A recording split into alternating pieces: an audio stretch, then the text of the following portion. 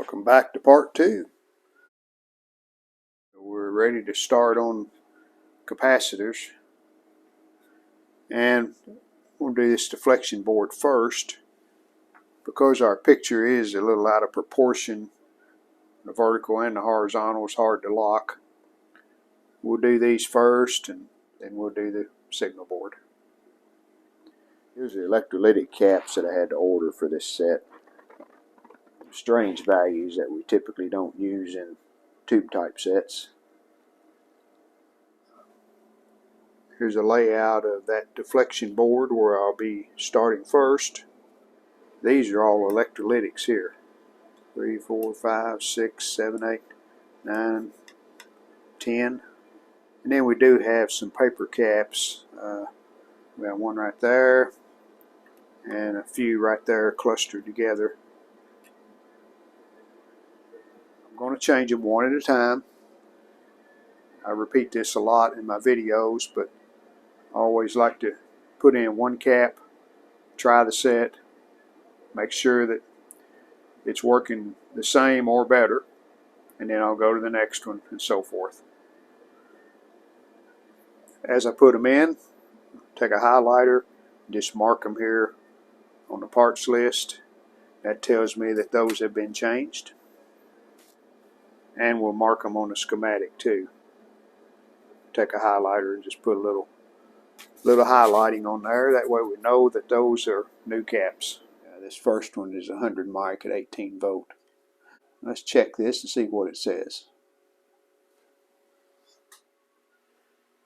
Using my Mercury Cap Checker, and this is 100 mic, so I'm on the 40 to 450 scale. Here's 100 to 150. And the way this works, when that eye starts to close, right in there, we're checking between 100 and 150 mics, so capacitance is checking good on that one. So even though that one checks good, we're still going to replace them, but just thought they'd be interesting to show you. I'm working on a signal board now, changing more caps. Finished the deflection board, and we seem to be working pretty well.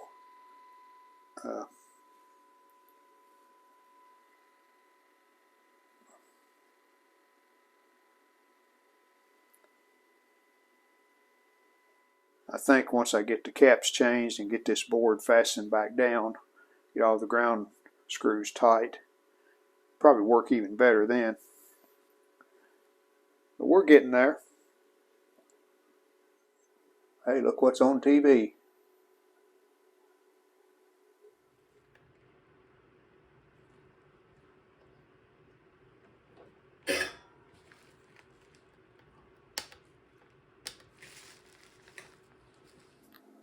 I have 4 more caps to change right here.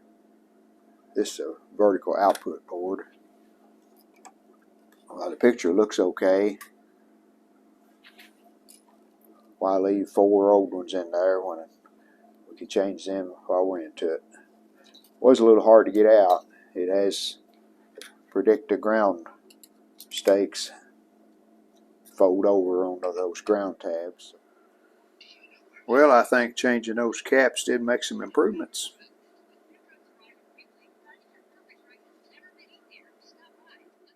There's all the caps we changed. 37 electrolytics and paper caps. I want to show you what this optical assembly looks like. There's a CRT. There's our picture down in there.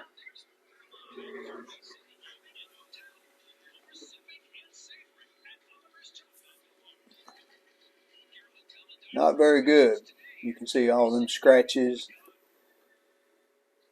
And we'll see if we can make that look a lot better. And there's a couple of brackets that held this on. I've taken them off so I can show you how bad it really is. Backside still looks decent. This is actually a two-way mirror, because this reflects the image from the 2-inch tube to the mirror in the back. It still looks decent. It's not the best, but I think we can get by with that. And that reflects out here in the front. So I've ordered some see-through acrylic glass, and I'm hoping that's what will replace this.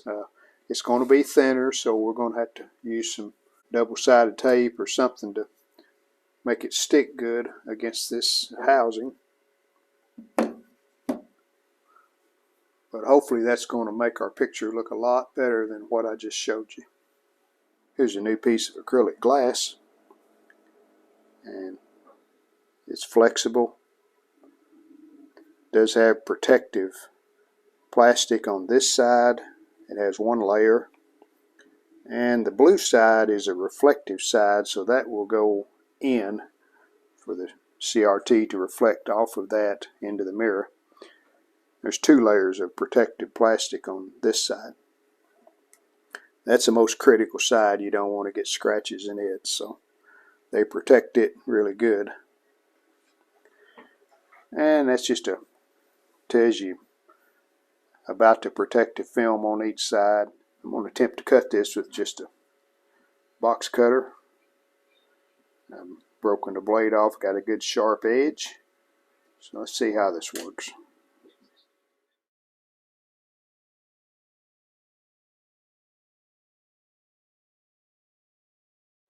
So now we got to figure out how to mount it back in the optical assembly. The old one, of course, quite a bit thicker.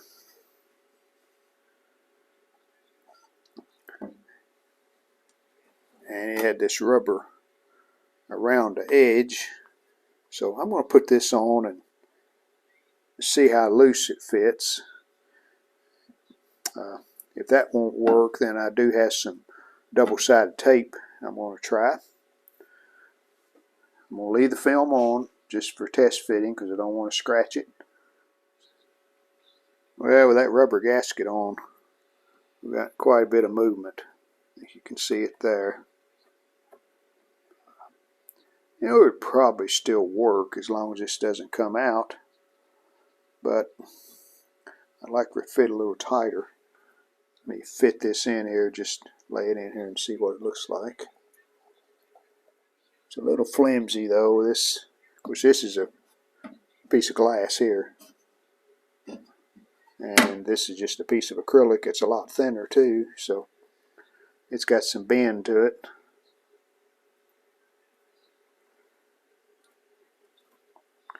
Let me get that double-sided tape out and see what it looks like. Okay, I think here's a double-sided tape. I just cut a strip out of it. And I'm only going to put it on one side. And I'm going to put it on the inside, the reflective side. And then on the outside, all you'll see is this rubber boot that sets up against the mirror. So I definitely think that's going to work. Double-sided tape. And cut me 4 thin strips. I think I've cut these thin enough to where they're about the same as the edge of this rubber gasket. So should work out okay. And before we put the mirror in here, I'm going to clean this up.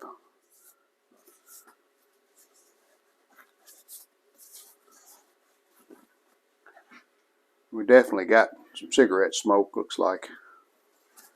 Kind of brown. Going to get our toothbrush out so I can get inside this where the mirror sets. One side of this cleans up a little better than the other side. Pretty sure this side was pointed out. That's why it has more of the staining, and this side cleaned up pretty good. You really don't see a lot of that anyway because it's black and it blends in with the inside of the optical assembly. And I'm going to clean this one more time. This is actually a piece of glass. It's a mirror, but it's a bent. So I'm going to give it one more cleaning. Okay. Because I'm going to be putting the tape on the inside, I'm going to have to peel the film off of it.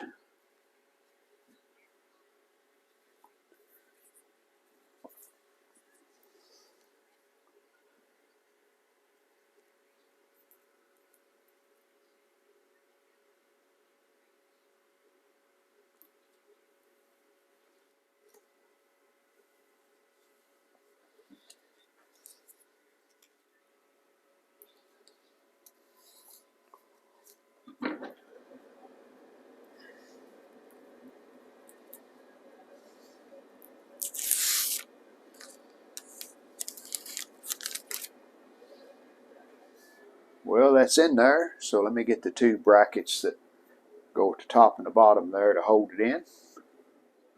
Just put one screw in this bracket and one in the top bracket just to check it to see what it looks like, because we have some paint loss here. I'll sand that off and repaint it. That's with the overhead light on.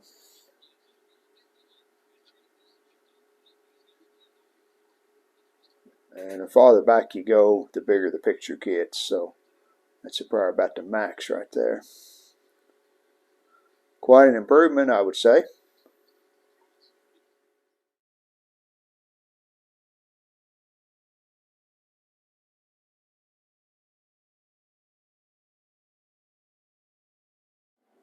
Now that we have the optical assembly pretty much finished up, just need to paint that little strip. Let's turn our attention to this leather case, and bezels, this top. Not sure what this black is right here.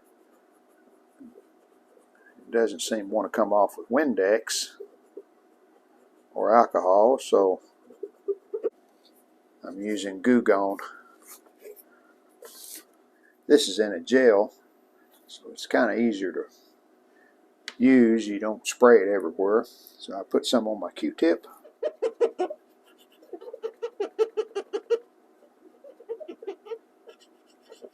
There's some duct tape right here that's put some of the Goo Gone on. We'll let that work for about 5 minutes. See if we can get that off. The rest of it's looking pretty good. But I think we can clean it up and put some conditioner on it once we get through. Make it look a lot better. Originally there was a cover over this back panel where the cord plugs in and you can select AC, DC, or charge. And it's been torn off, so I try to trim up this edge, make it look a little straighter. Well, this doesn't come off instantly as quick as you spray it on, but if you use give it a little extra help with the Q-tip. See, I've got this part right here pretty much cleaned off and working my way around. Well, it's looking better.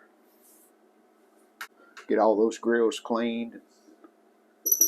I'm just using this goo off. It seems to be working really good.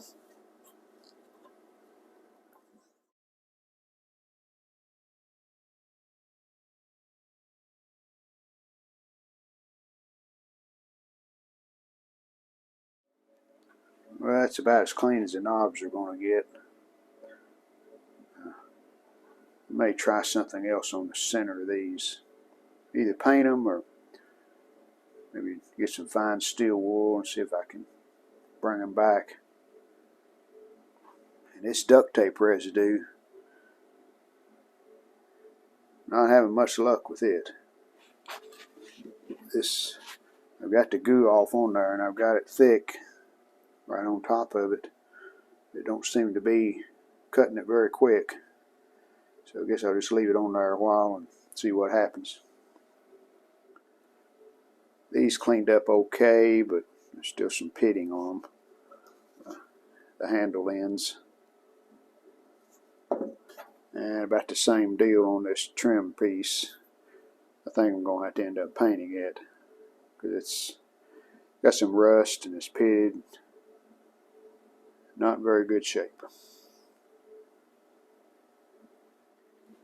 Still got some discoloration on this bezel. I scrubbed on this pretty hard and it makes it look better, but if you scrub too much then you're taking part of the finish off probably, so I want to be careful with that. Quadruple zero steel wool, and it seems to be helping. If I can get these clean around the edges and as good as I can get them to shine, then I may put a coat of clear over the top of all of them. But there's a comparison.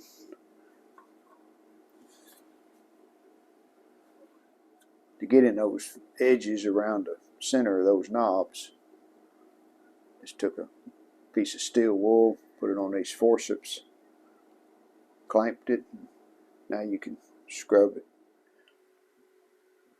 Well, those cleaned up pretty nicely.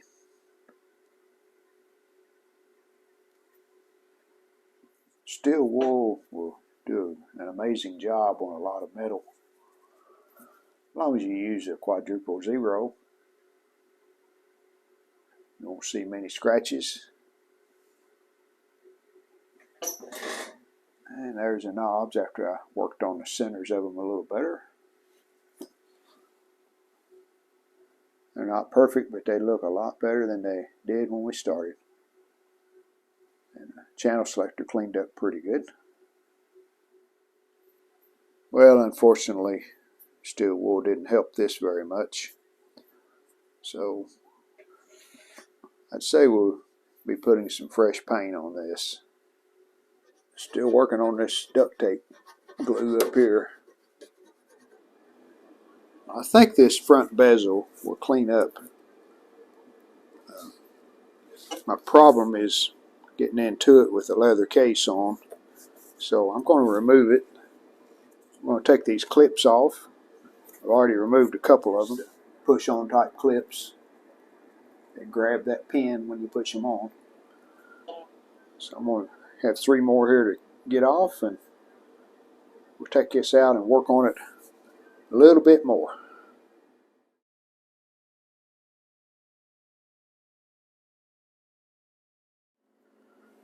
Well, now that we have the front bezel cleaned up, the center of these Philco letters needs to be touched up.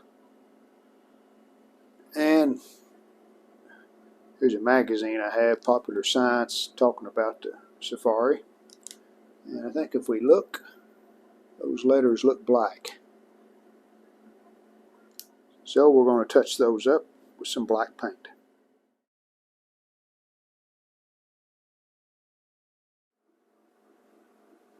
Definitely requires some patience on this. Here's that trim piece that goes around the hood. Goes around that edge right there. And I sanded it, just a light sanding, and then put a fresh coat of gold color. It's actually a champagne bronze. I used this on the Predictor 2 that I've restored. And here's a leather case with the handles back on. It's not perfect, but it looks a lot better than it did. Well, we hope you enjoyed the video. And if you did, how about giving us a like and subscribing to our channel? Thanks.